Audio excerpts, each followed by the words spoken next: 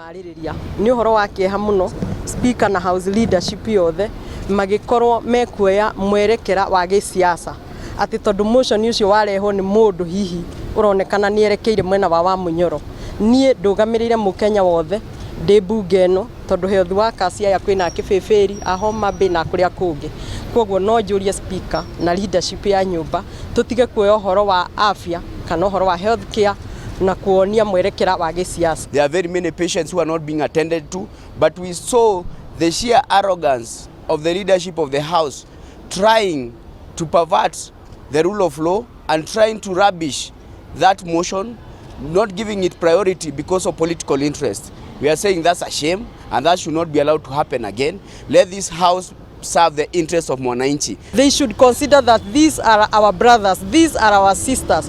The people they give services are our Kenyans, they are our parents. So it's a very sad state of affairs.